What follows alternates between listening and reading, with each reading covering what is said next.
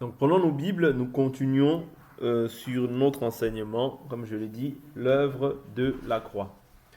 L'œuvre de la croix,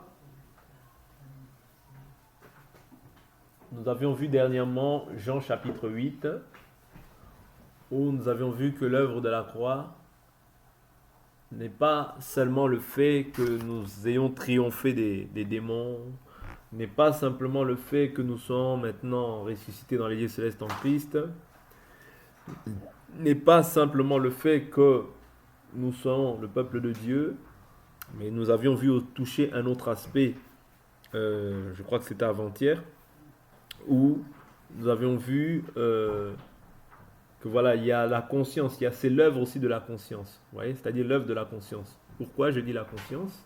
Ce n'était pas vraiment la conscience qu'on avait touchée, mais pourquoi je dis la conscience? Parce que les gens qui voulaient lapider la femme adultère, vous voyez, lorsqu'ils voulaient la lapider, qu'est-ce qu'ils eurent? C'est-à-dire leur conscience a commencé à travailler. Dieu maintenant les condamnait dans leur conscience. Jésus a dit, le premier, celui qui n'a pas péché, qui lui jette la première pierre. Et nous avions parlé, nous étions beaucoup étendus sur le fait que nous devons aussi avoir la compassion, la miséricorde. Mais ici, comment est-ce que Jésus a écrit? C'est-à-dire comment est-ce que les gens ont compris qu'ils ne pouvaient pas lapider cette femme adultère? Parce qu'ils ont dit, Moïse nous dit cela. Ouais. Toi, que dis-tu? Il écrit sur la terre et il dit, celui qui n'a jamais péché, qui lui jette la première pierre. Et tous accusés dans leur conscience. Vous voyez, l'œuvre de la conscience a agi afin que tous soient reconnus coupables devant Dieu. Et que nul ne soit justifié par la loi. Vous voyez, parce que c'est par la loi que vient le péché. Vous comprenez? Donc ici, nous avons compris que c'est Moïse qui nous accusait. Et que par la loi, personne ne peut être sauvé. Et que la grâce nous enseigne aussi la compassion, la miséricorde. Parce que si tu n'es pas compatissant ni miséricordieux, si tu es simplement sur... Je ne dis ici, comprenez-moi bien, comprenez-moi bien. Je ne veux pas commencer à... je ne prêche pas le conformisme, non, c'est pas ce que je prêche. Je prêche la condamnation du péché, mais je ne condamne pas l'individu. Il faut faire une distinction entre ça. C'est-à-dire, je condamne l'œuvre que l'individu manifeste, mais si l'œuvre est bonne, je dois aussi apprendre à louer. Bah oui, parce que souvent, on a tendance simplement à dire le mal. Mais quand il y a le bien, on ne jette pas de fleurs. Non. Ça aussi, c'est être disposé seulement à voir le mal. C'est-à-dire que quand tu es disposé à voir seulement le mal, tu verras le mal, vouloir ou pas. Si tu veux voir le mal chez une personne, tu finiras toujours par voir le mal. Pourquoi? Parce que, qu'on le veuille ou non, tu n'es pas 24 heures sur 24 spirituel, bien dans l'esprit.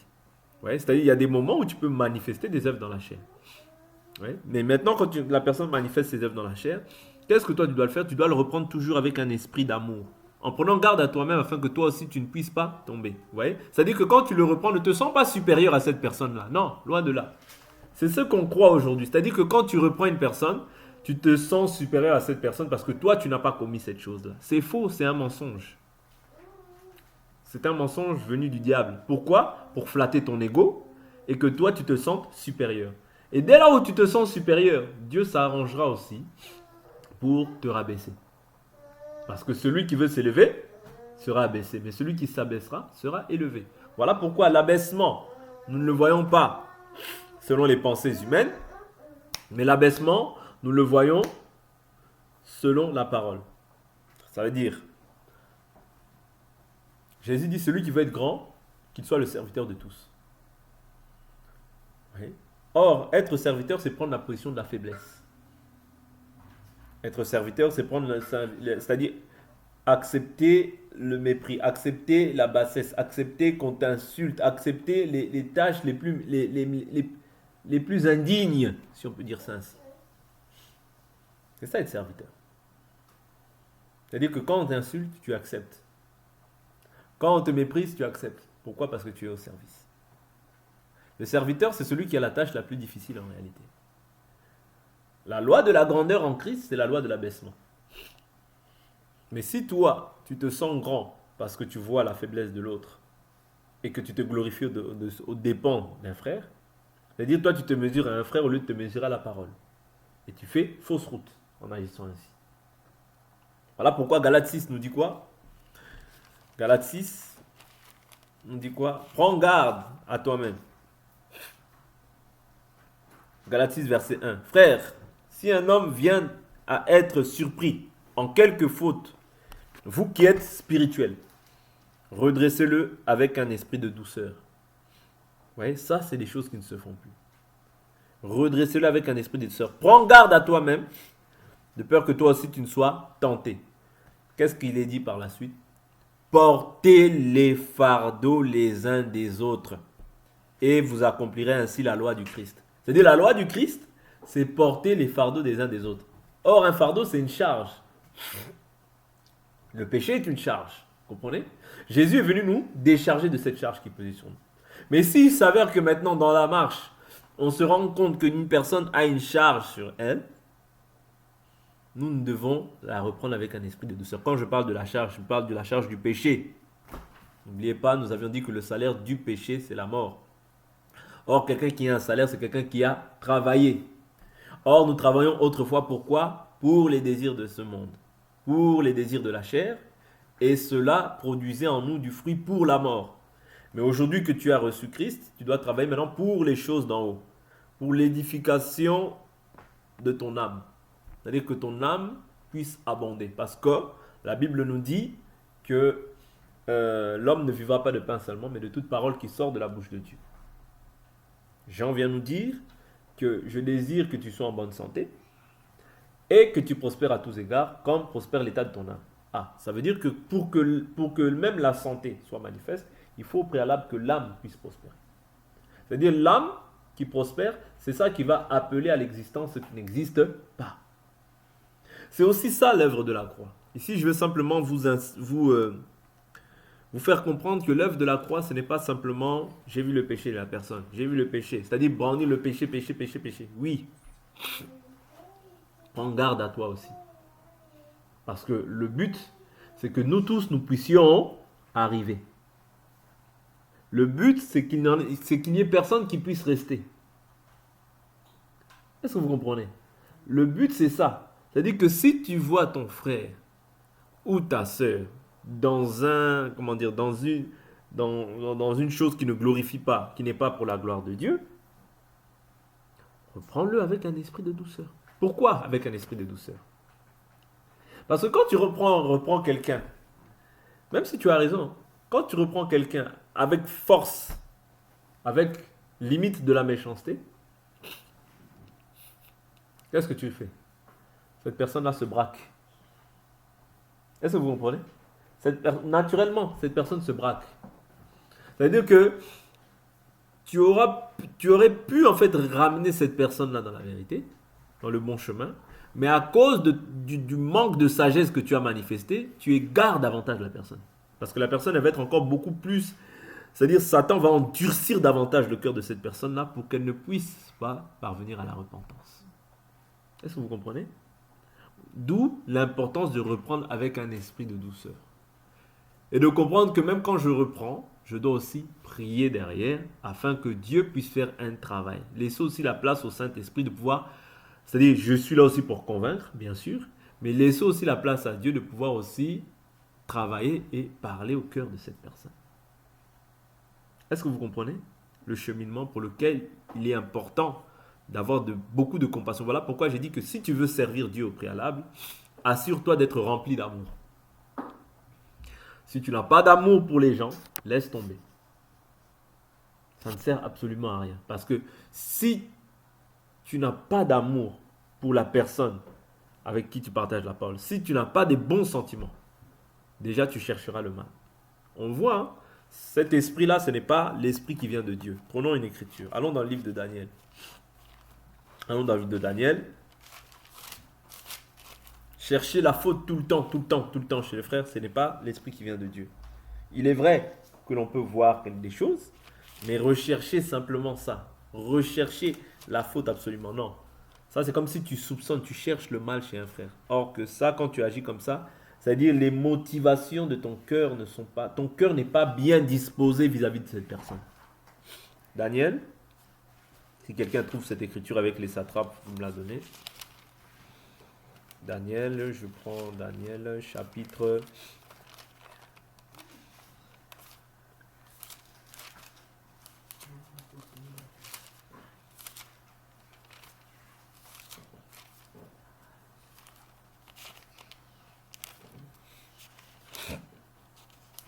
Je suis dans Daniel chapitre... Daniel chapitre 4...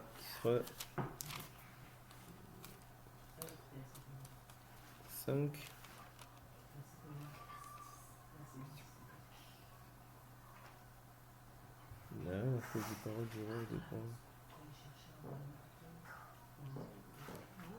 Daniel 6.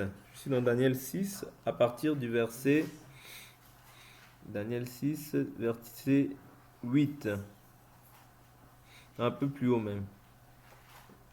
Daniel 6, verset 4. Daniel lui-même surpassait les chefs, les satrapes, parce qu'il y avait en lui un esprit supérieur. Et le roi pensait à l'établir sur tous les royaumes. Alors les chefs et les satrapes cherchèrent un motif pour accuser. Ouais. Les chefs et les satrapes cherchèrent un motif pour accuser Daniel en ce qui concernait les affaires du royaume. Mais ils ne purent trouver aucune occasion ni aucune erreur, parce qu'il était fidèle et qu'on ne trouvait chez lui ni négligence ni erreur. Alors ces hommes dirent, nous ne trouverons aucun motif contre ce Daniel, à moins que nous n'en trouvions un dans la loi de son Dieu. Puis ses chefs et ses satrapes se rendirent tumultueusement auprès du roi et lui parlèrent ainsi. Roi Darius, vis à jamais. Tous les chefs du royaume, les intendants, les satrapes, les conseillers et les gouverneurs sont d'avis que soit publié un édit royal et que soit mise en vigueur cette interdiction. Quiconque, dans l'espace de 30 jours, adressera des prières à quelque dieu ou à quelques hommes excepté à toi, ô roi, sera jeté dans la fosse aux lions. Maintenant, le roi confirme l'interdiction, signe le décret, afin qu'il soit irrévocable selon la loi des Mèdes et des Perses, qui ne peut être abrogé. Là-dessus, le roi Darius signa le décret de l'interdiction. Lorsque Daniel sut que le décret était signé, il monta dans sa maison, où les fenêtres de la chambre haute étaient ouvertes dans la direction de Jérusalem. 3 fois par jour, il se mettait à genoux, il priait et louait son Dieu, comme il le faisait auparavant. Alors, ces hommes entrèrent tumultueusement et trouvèrent Daniel, qui suppliait et invoquait son Dieu. Puis ils allèrent trouver le roi et lui parlèrent de l'interdiction royale. N'as-tu pas signé une interdiction portant que quiconque dans l'espace de 30 jours adresserait des prières à quelque dieu ou à quelques hommes, excepté à toi, ô roi, serait jeté dans la fosse aux lions? Le roi répondit, la chose est certaine selon la loi des Mèdes et des Perses, qui ne peut être abrogée. Vous voyez? Donc ici, on voit en fait le sentiment dont étaient animés en fait les satrapes. C'est-à-dire le sentiment qui les animait, c'était chercher l'erreur. Non. Un enfant de Dieu n'agit pas comme ça. Mais si Dieu, par exemple, te montre l'erreur ou la faiblesse d'un frère, là, tu ne vas pas non plus, tu ne vas pas non plus passer dessus. Je prends l'exemple, quand nous voyons Paul vis-à-vis de Pierre, vous voyez, Paul n'était pas là à chercher l'erreur. Mais Paul, ayant constaté que Pierre s'était détourné, vous voyez, s'était détourné des païens parce qu'il avait vu les Juifs, à ce moment-là, quand il a vu cette hypocrisie-là, et que les autres aussi ont été entraînés, emportés par cette chose-là, là, il les a repris. Vous comprenez? C'est-à-dire que je ne veux pas non plus attendrir les gens dans la chair. C'est pas ça que je dis. Non. C'est-à-dire que quand je vois le péché qui se manifeste, je condamne l'acte. Je condamne l'acte. Vous voyez? Mais néanmoins, la personne, je dois la reprendre aussi avec un esprit de douceur.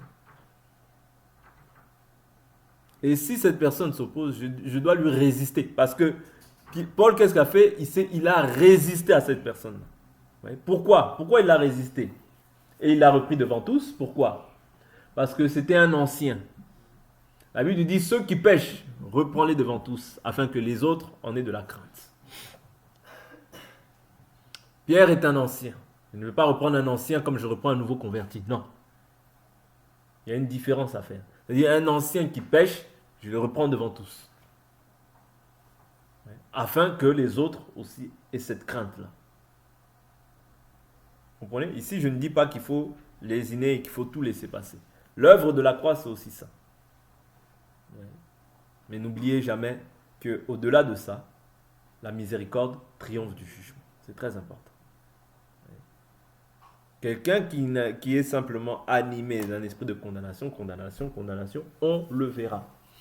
On verra que ça, ce n'est plus fait dans un but d'édifier, ni dans l'amour, mais c'est simplement fait pour condamner les autres. Non, on ne vient pas pour condamner qui que ce soit. On ne vient pas pour condamner qui que ce soit.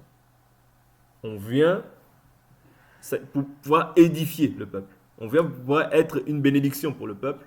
On vient pour pouvoir apporter un plus au sein du corps. L'œuvre de la croix, c'est aussi ça. L'œuvre de la croix doit nous remplir, c'est-à-dire quand nous avons cru, pour être juge, il faut être déjà rempli d'amour. La Bible nous dit, l'amour c'est le lien de la perfection. Est-ce que vous comprenez? Donc l'amour d'abord. L'amour d'abord. Parce que si ce n'est pas poussé par un esprit d'amour, les motivations seront impures. Ici, ne vois pas l'amour comme l'amour de ce monde. Non. Vois l'amour selon la parole. Parce que la Bible nous dit, l'amour se réjouit de la vérité. Ouais. Quand je te dis la vérité, tu dois comprendre que je t'aime. C'est ça l'amour véritable. Quand je te mens, je ne t'aime pas. Quand je te dis la vérité pour te ramener sur le chemin qui est conforme à la piété, c'est ça l'amour. Même si ça peut faire mal, mais le véritable amour, c'est ça. Parce que quand on aime, on chérit la personne. Quand on aime, on veut voir la personne aller de l'avant. Or, pour aller de l'avant, il faut garder la parole de Dieu. Est-ce que vous comprenez? Donc, ne voyez pas l'amour selon le monde. Oh, l'amour supporte tout, l'amour pardonne tout, l'amour croit tout, l'amour ne se réjouit pas du mal, mais l'amour se réjouit de la vérité. Vous voyez, toutes ces choses-là, il faut l'accompagner à l'amour. Vous comprenez, c'est très important. L'œuvre de la croix, si nous sommes en Christ aujourd'hui, nous devons être animés de la même compassion qu'il avait quand il voyait les gens dans le péché. Dit quand Jésus voyait les gens qui étaient dans le péché, il dit va, mais ne pêche plus, de peur qu'il ne t'arrive pire.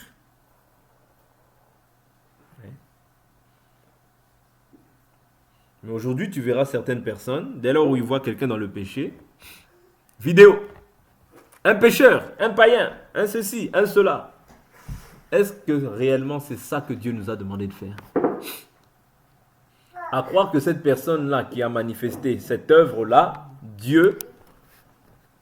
Jésus n'est pas aussi venu pour lui. Le Fils de l'homme n'est pas venu pour détruire les âmes, mais pour sauver les âmes. Pour sauver ceux qui étaient perdus. Quand toi tu prends le péché de quelqu'un, tu l'exposes aux yeux de tous. C'est pourquoi? C'est pour éloigner davantage cette personne. Quand tu prends le péché d'une personne, tu vas l'exposer déjà à XY. Ce n'est pas ça à quoi Dieu t'attend. Jésus, agissons, soyons comme Jésus. Oui. Si Jésus ne l'a pas fait, toi ne le fais pas. Parce que vous savez, des fois on fait des choses en pensant qu'on est juste. Mais tu ne peux pas être plus juste que Dieu. Tu n'es pas plus juste que Jésus. La justice par excellence, c'est Jésus lui-même et c'est sa parole. Ici, je veux simplement nous faire comprendre que l'œuvre de la croix doit nous rendre sensibles et doit nous rendre vraiment compatissants. Compatissants parce que nous sommes tous dans un même chemin. Nous sommes tous dans un même chemin et le but pour lequel nous avons cru, c'est pour que nous tous, nous puissions arriver à destination. Mais maintenant, arriver sans nous compromettre parce que tu ne peux pas arriver si ton évangile est tordu. Voilà pourquoi il nous faut nous dire la vérité. Parce que la vérité, c'est de Dieu. La Bible nous dit, il n'y a pas de mensonge dans la vérité. C'est-à-dire tout ce qui a été écrit, l'a été pour notre instruction. Donc ce qui a été écrit, c'est afin que toi et moi, nous puissions le mettre en pratique et que nous puissions voir la gloire de Dieu se manifester. En dehors de ça, on ne verra pas la gloire de Dieu. En dehors de ça, ce sera les raisonnements humains, purement et simplement humains qui vont agir au milieu de nous. Est-ce que vous comprenez ça? Oui. Dieu nous attend c'est-à-dire à nous améliorer, à nous perfectionner dans notre foi. À nous perfectionner dans notre foi. Parce que nous sommes appelés à aller de progrès en progrès, de gloire en gloire. Oui, donc nous ne voulons pas voir quelqu'un qui puisse régresser. Nous ne voulons pas voir quelqu'un qui puisse s'arrêter en chemin. Non, nous voulons voir les gens qui avancent et qui avancent dans la marche. Nos progrès doivent être évidents. C'est-à-dire qu'on doit voir les progrès. Quand je t'ai vu aujourd'hui et que je te revois dans un an, il doit y avoir un progrès dans ta vie. Un plus qui s'est ajouté. Au niveau de la connaissance, au niveau de la conduite, que Dieu ait fait tomber certaines choses dans ta vie. Oui, que je voie un changement. S'il n'y a jamais de changement, tu es toujours le même hier, aujourd'hui, éternellement, c'est pas ça l'évangile.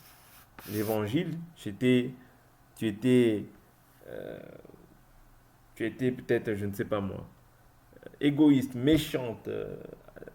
Voilà. On doit constater qu'après un certain temps dans l'évangile, ces choses-là sautent. Pourquoi?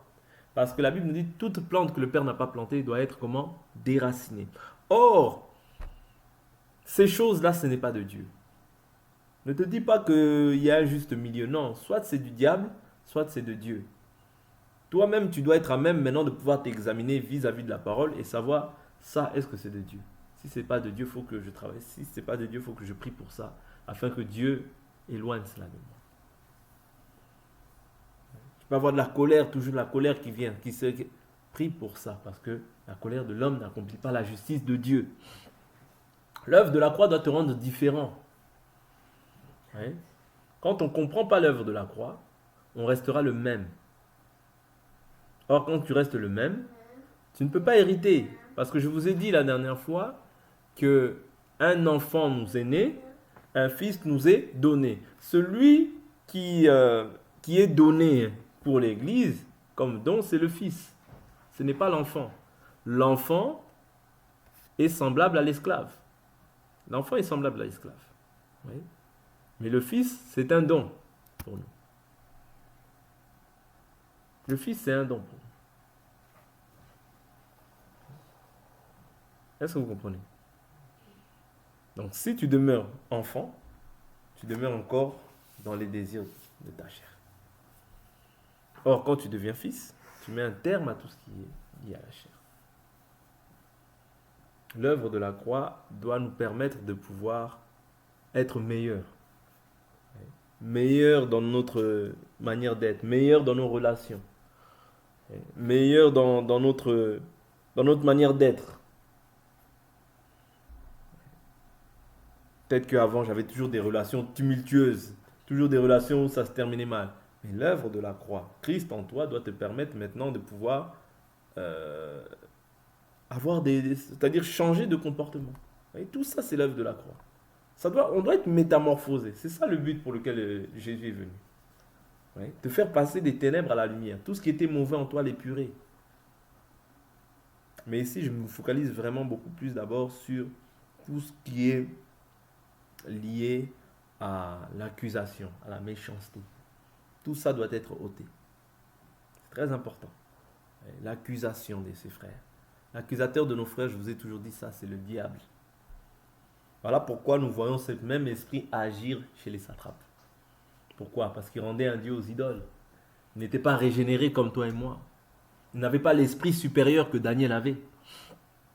Mais toi et moi, nous avons l'esprit supérieur. Et c'est une grâce que nous avons trouvée auprès du Seigneur.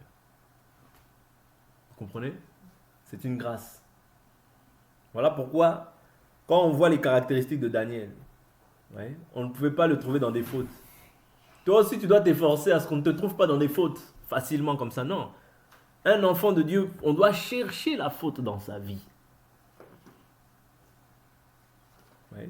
N'excusons pas le fait, et comment dire, ici je ne viens pas pour justifier ou bien pour dire que, oh bon, maintenant, il faut être miséricordieux à outrance et ne plus, non, c'est pas ce que je dis. Si tu comprends comme ça, tu m'as mal compris. Ce que je viens de dire, c'est que Daniel, on ne pouvait pas l'attraper dans des fautes, si ce n'est dans la loi de son Dieu.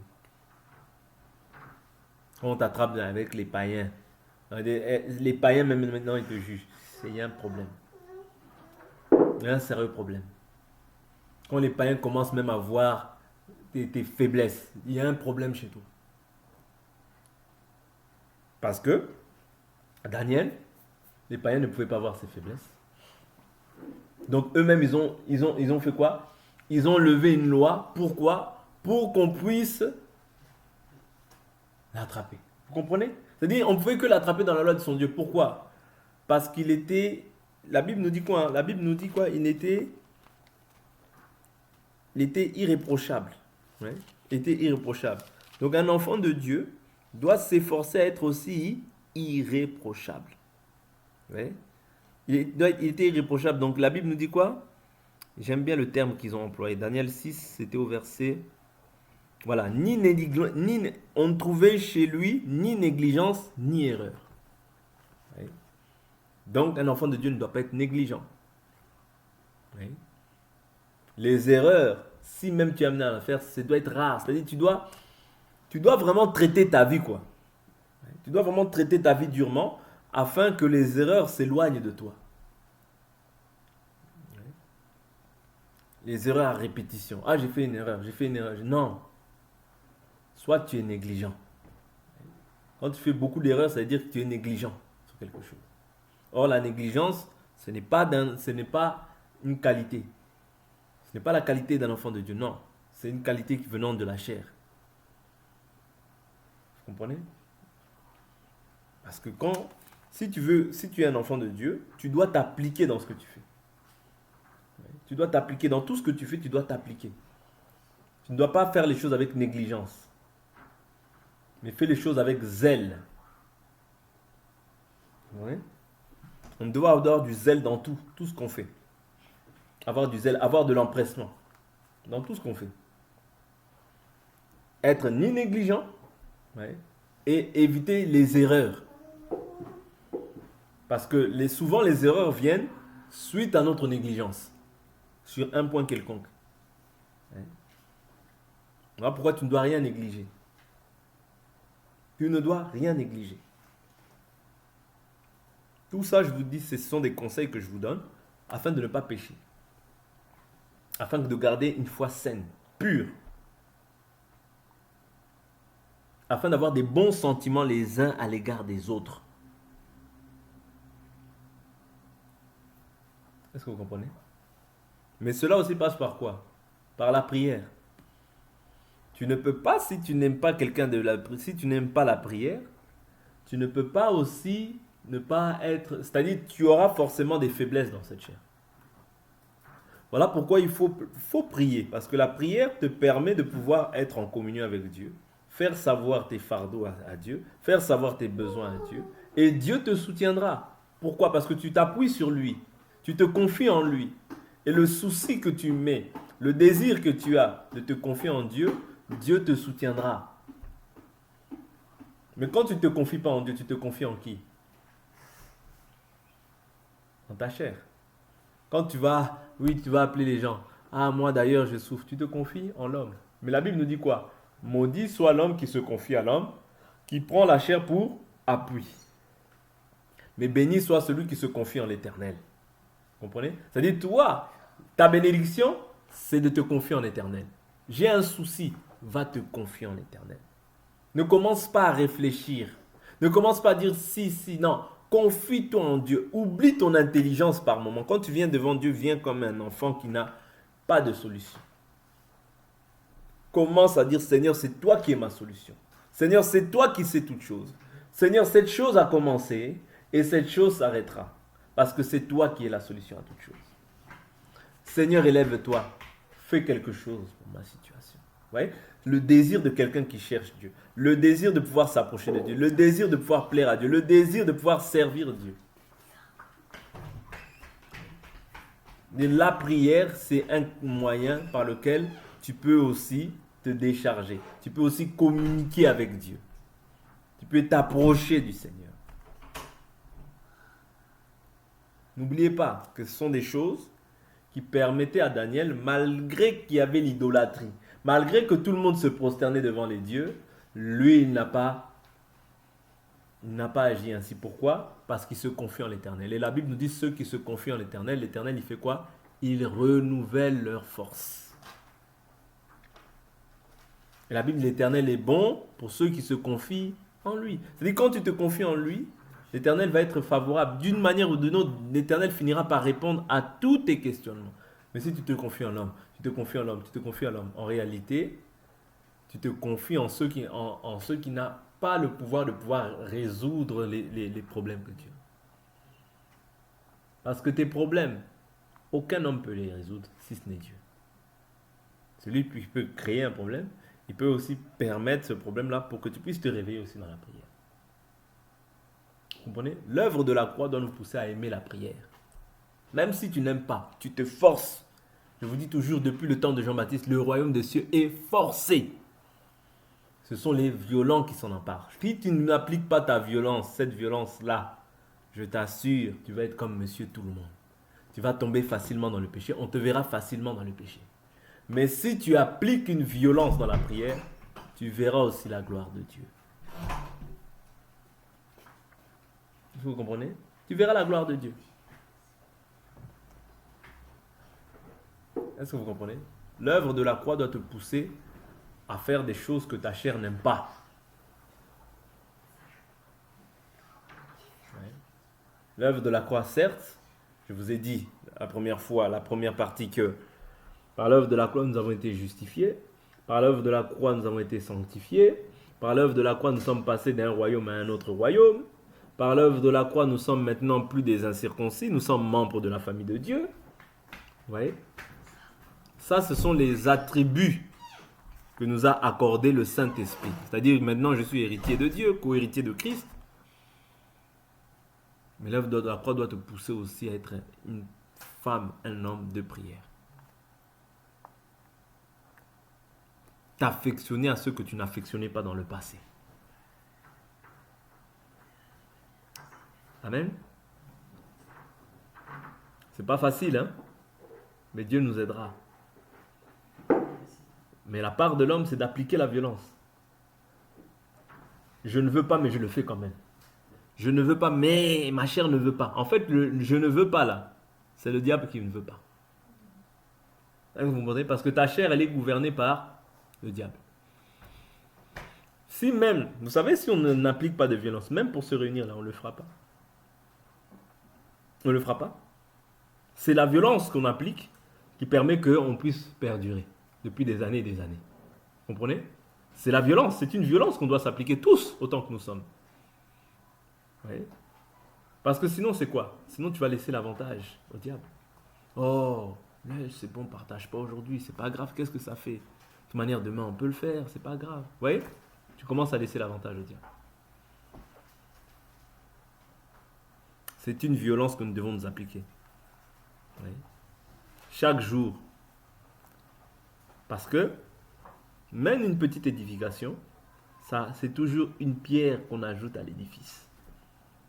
Même si tu peux dire, oh, aujourd'hui, ils n'ont pas dit grand-chose. Si, il y a quelque chose qui va forcément t'édifier. Peut-être qu'il n'y a pas tout qui t'a concerné, mais peut-être qu'il y a une chose qui t'a concerné. Et ça, c'était ta nourriture de ce jour. Amen. Voilà pourquoi faisons attention. L'adversaire est toujours là et il rôde, cherchant qui dévorer. Et toi, tu es la proie. Oui. Si tu sors de cette parole, tu es la proie. Mais si tu demeures dans cette parole, oui, Dieu aussi te gardera. N'oubliez pas, l'Écriture dit, si vous demeurez en moi, mes paroles demeurent en vous, vous êtes mes disciples.